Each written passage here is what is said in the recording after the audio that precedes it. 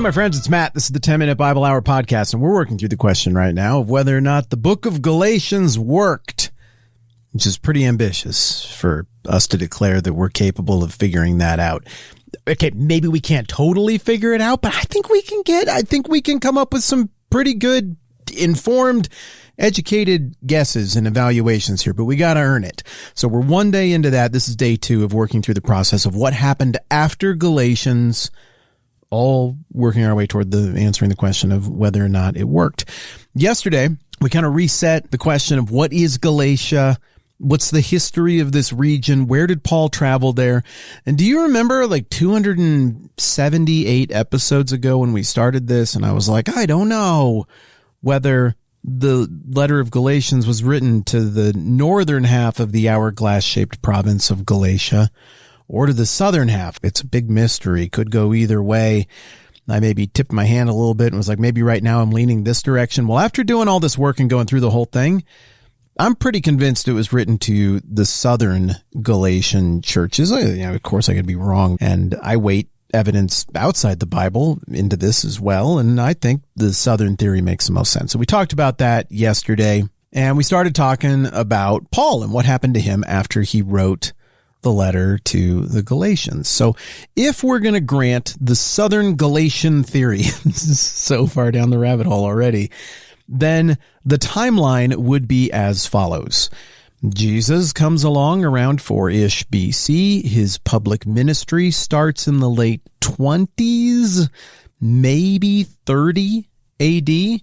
But the way everything adds up, it probably makes the most sense that Jesus was crucified in 29 or 30 AD. It's hard to do the exact math on that, harder than you would figure. But somewhere in the very early 30s AD, while Pontius Pilate is still in charge, you got a situation where the disciples have the birthday of the church. The day of Pentecost happens, Acts chapter 2. People become Christians en masse in Jerusalem. And the global church is born on that day. Not one institution, not another institution, the whole thing. It's borderless. It's huge. And it's this little mustard seed that's going to grow up into this gigantic thing. The book of Acts tells us that story overtly in the Bible. But then also there's a whole bunch of other little details in the letters that make up the rest of the New Testament that we can use to cobble together more about what happened and fill in some of the gaps in terms of the account that Luke gave us in the book of Acts. So we know that early on, the story of Christianity in the 30s was really centered around Jerusalem. It was Jewish Christians and followers of Christ preaching Jesus to other ethnic Jews. We know that the leadership there did not like early Christianity, and they flogged them from time to time. Eventually, things went from not great and war of words to a hot war. There was an incident. Somebody killed somebody else, and that really ignited things. It took it all to the next level. It set things in motion. And that particular martyrdom was of Stephen. Stephen probably had some Greek connections as well as Jewish, and the religious leaders illegally executed him by stoning, and that is where we meet Paul. Back then they called him Saul. And Paul approved of it. He was there. He thought it was cool. He was outspoken afterwards. He was giving people a hard time who were sad about Stephen getting killed. He was like, that is not enough.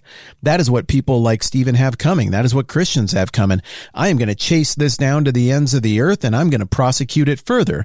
Well, everybody gets, all pretty panicked about that, I'm sure, maybe forgetting for a moment that God is ultimately king of these things, and God wasn't going to have Paul do that. So God knocks Paul to the ground on his journey up to Damascus, where Paul was going to persecute more Christians, and Paul flips from team kill Christians publicly to team promote Christianity and get flogged and beaten and eventually killed for his faith.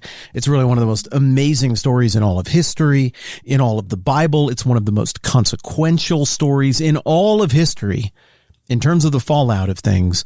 The murder of Stephen and what that set in motion with Paul, and what God did in Paul's life, and then what God did in Paul's life after Paul flipped.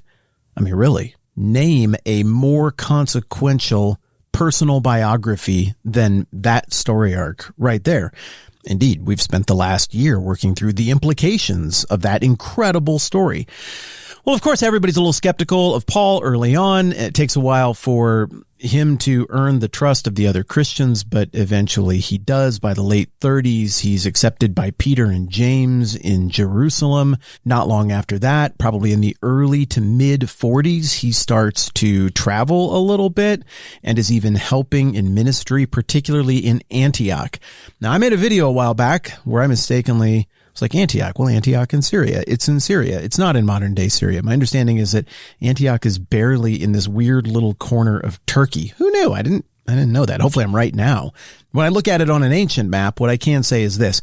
Antioch is a long way north of Jerusalem. It's all the way in the little corner, the northeast corner of the Mediterranean Sea. And it really is more in the orbit of Turkey. And it's way closer to the towns of southern Galatia than it is to Jerusalem. So that's where Paul is really getting his start in the 40s. Antioch is where they were first called Christians. There's a whole thing happening up there. Christianity popped in Antioch really early. And so there's this whole orbit up there of Christian stuff happening. And Paul's a really big name in that. He pounds pavement. He goes and talks to people. He is more than willing to walk into the lion's den and have people be mad at him and yell at him and even beat on him. He just keeps doing it anyway. And eventually, probably in 46 and 47 AD, Paul gets the blessing of Antioch to go and take the opposite show on the road of what he wanted to take on the road when he left Jerusalem. Instead of going out to persecute Christians, now he's going out to try to make Christians. And his first big stop is in southern Galatia, Derbe, Iconium, Pisidian, Antioch, and Lystra.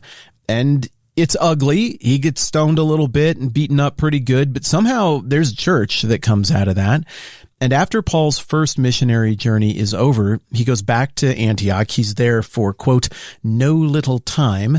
This happens, well, he talks about it in Galatians 2, and this would be in Acts 14, that he and Barnabas are in Antioch for whatever, maybe a whole year. No little time is what he calls it. And this wasn't my read on things at the beginning of this season, but right now my best guess would be that somewhere in here is when he writes Galatians. It would make sense that the letter could get down the street to him quickly. I've theorized he might have been in some other places around the Mediterranean world over the course of this podcast. But right now, my best theory is that maybe Galatians was written from Antioch in 48, maybe 49 during this time. Why? Well, because things were ramping up to a Jerusalem council that needed to happen in 50 AD, which is the one where they got together and Paul was like, here's what's happening. The Holy Spirit, these are Christians. These Gentiles are Christians. It's real. They're not circumcised and they're Christians. A lot of the stuff that gets addressed in Galatians gets formalized at the Jerusalem council, which is in Acts 15. The whole chapter is all about that. And if this is the case, then Galatians is the first Bible letter that we have from Paul. It's the earliest one. Well, then Paul goes on another missionary journey, and we start to get toward an answer as to what happened and whether Galatians worked on this second missionary journey as Paul goes back to a couple of these towns in southern Galatia. Now, you're going to read in some places that some of these towns I keep mentioning are, well, some of them are in Pisidia or Pamphylia. It's not really Galatia, but a lot of the sources that say that are outdated. It looks like there was a little window of time right here in the middle of the first century where Galatia was bigger, or there was kind of a lumping of names. I mean, there's a town in Costa Rica where we went to Spanish school with my family. It's called San Isidro, but it's also called Perez, but it's also called Perez Zeledon, but also the region is called Perez Zeledon.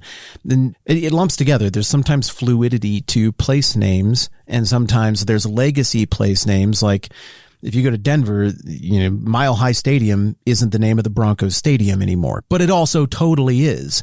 So if in 2023 somebody said, I watched a Broncos game at Mile High Stadium, nobody now would be like, that's a fraud. That's not the name of it. That hasn't been the name of it for 20 years. Well, yeah, but it has been in common parlance. And in the times when different people owned the stadium, they'd be like, it's Sports Authority Field at Mile High. It's Mile High Stadium at Invesco Field, Shops Field at the shops with two P's and an E of the Sports Authority Enron Field Sporting Warehouse. Because that's how sports fields' names were for about 20 years, right in there.